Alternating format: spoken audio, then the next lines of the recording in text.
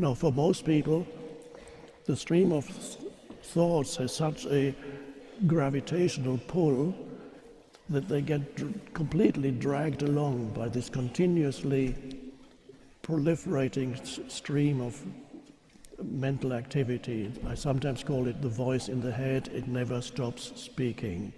It continuously comments on where you are, what you're doing, or takes you somewhere completely different in the so-called past or the so-called future.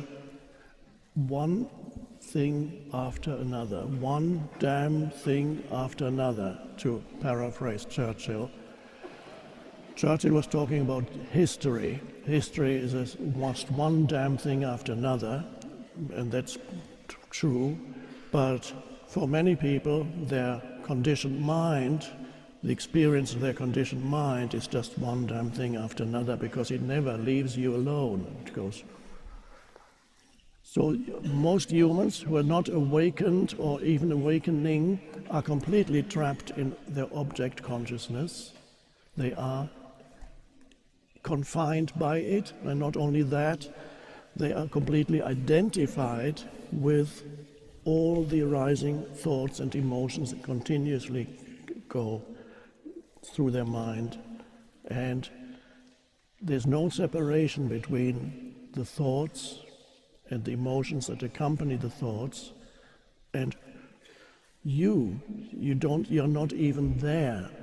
When you're totally identified with the voice in the head, you are, spiritually speaking, asleep.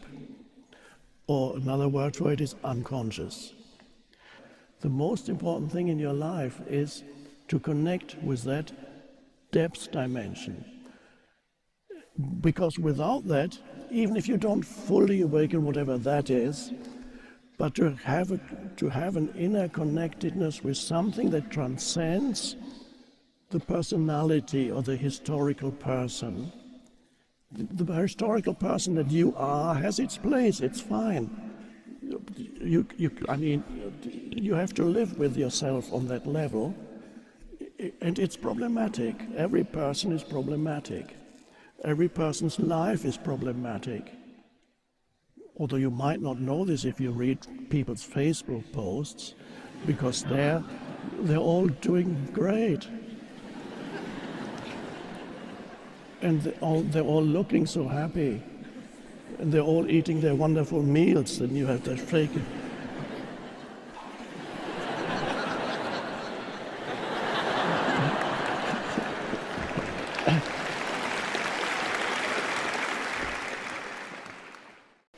So you move in together and you quickly notice that this person is not the same person that you dated.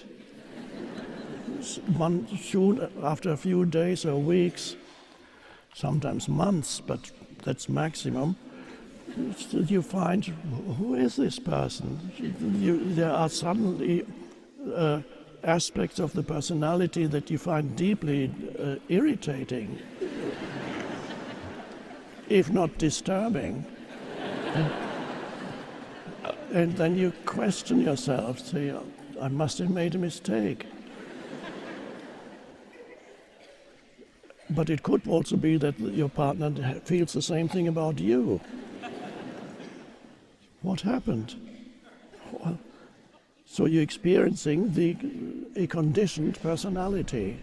You're no longer experiencing a part that somebody is playing. You experience the conditioning of the person, and every person is, if you live with them for a little while, everybody, you will display behavior that is not that pleasant. They also have a pain body. If you've read my books and talks, you know what a pain body is, and we may talk about it later.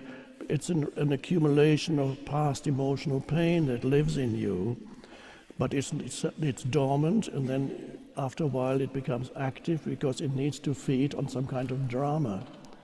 And when you start living with somebody, and for the first time you experience this person's pain body, when suddenly there's a shift in the entire energy field of that person, it's no longer the same person at all. It's a dreadful thing. and you don't know what it is. You say, oh, well, and that's how somebody wrote an article a while ago in the paper that says why you married the wrong person. So in that sense, it's not pessimistic, but it sounds pessimistic. You always marry the wrong person.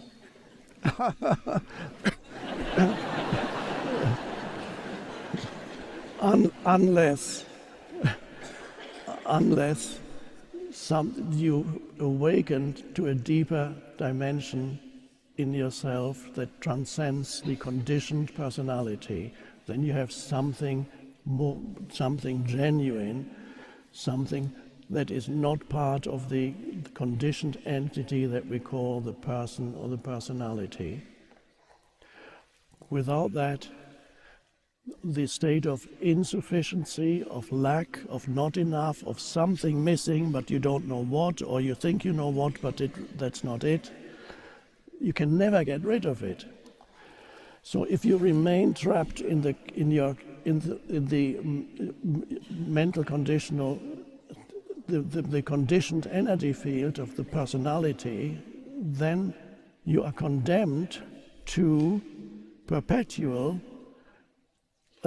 dissatisfaction, to put it mildly, or to use an even more generic term, unhappiness.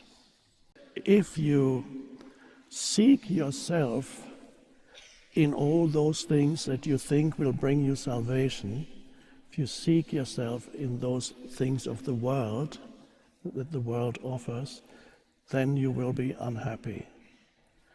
But now the unspoken part is, but if you find yourself in the formless realm of transcendent consciousness, then the world is actually no longer such a bad place, because you don't look to the world, which means other people, achievements, situations and places and acquisitions.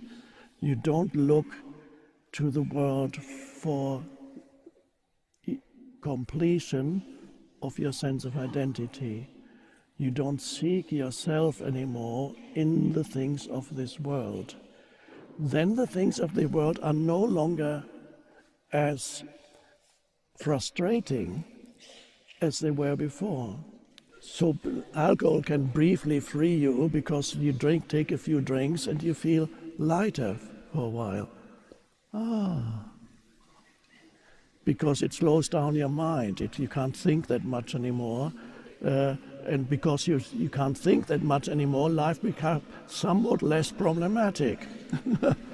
Because if you don't remember your problems, they're gone. All you're left with is immediate situations that you either deal with or you don't deal with. But the place where your problems live is in your mind, and they only exist if you think about them. Of course, they refer to situations, that is true. But every situation can only be experienced or faced or solved or simply accepted in the present moment. Nothing ever arises in your life that's not in the present moment. So the rest and the present moment you can deal with. It's just here and now. Either you take action or you don't.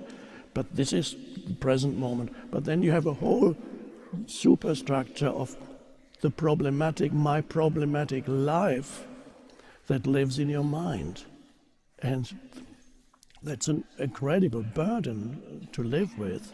And everybody lives with this burden if they have not awakened to the deeper dimension of the deep I. They are trapped in their surface I. It's a terrible prison. I can sometimes watch people, how they are trapped in their personality, and everything they say and the way they perceive things is totally colored by the conditioning of their mind. They're identified with every thought that comes into their head. If you just question something, an opinion, they express an opinion, and you say, no, I don't think that's right, and they immediately get defensive or aggressive or angry or and sometimes people get violent when you doubt their opinions. Say, no, you're wrong. Wrong. People sometimes kill each other because they can't agree on a subject. Why? Because you derive your sense of identity from thought. An opinion is a thought or a group of thoughts in your mind that you identify with. When you identify with it, it becomes part of the ego. So we're talking here, of course, I haven't used the word so far, we are talking about egoic consciousness. When you identify it with thought completely, you are in egoic consciousness. The ego is operating in you and it pretends to be you. So you are, spiritually speaking, asleep. You are a totally conditioned entity.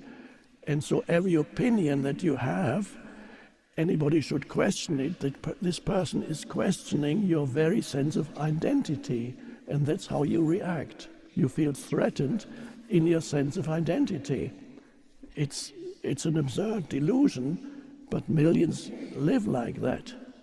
So the identification with mental positions is a very important part of the egoic consciousness. Now, does this mean as you awaken to the deeper levels, the transcendent dimension, does that mean you no longer have any opinions? No, it doesn't.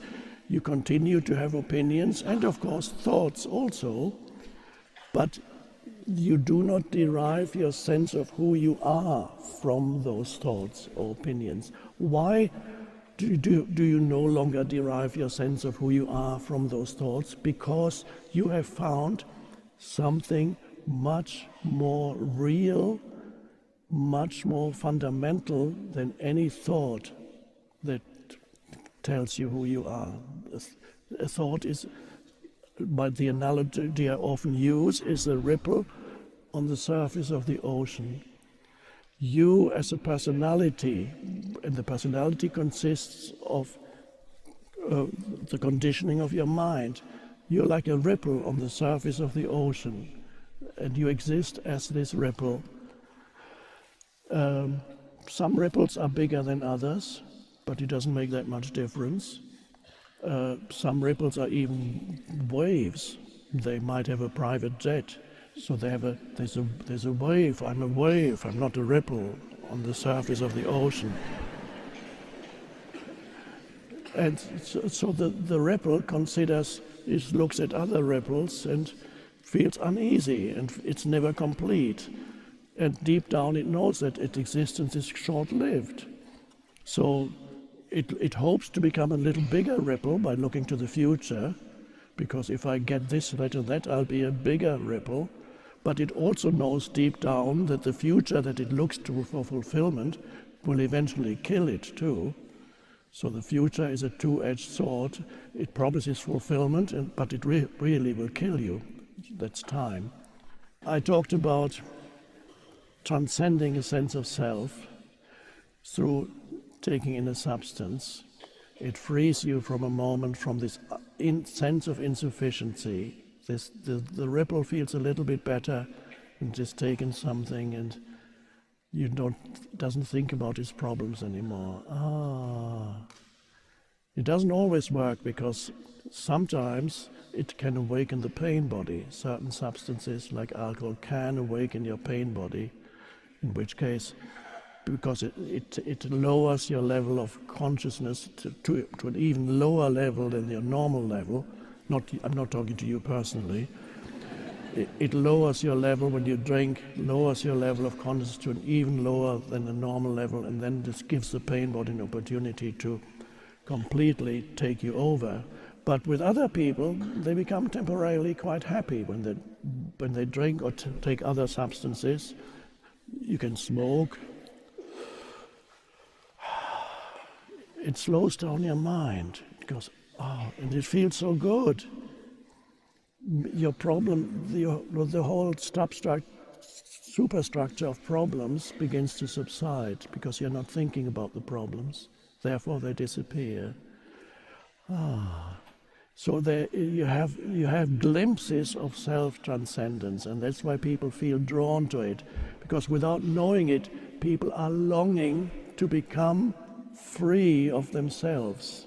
They don't know it, but there is a longing, and this is built into the evolution of the human being. This longing for self-transcendence is built into the evolution of human consciousness. Every human experiences it, but they look for it, for a solution to this longing in the wrong ways, in completely wrong places.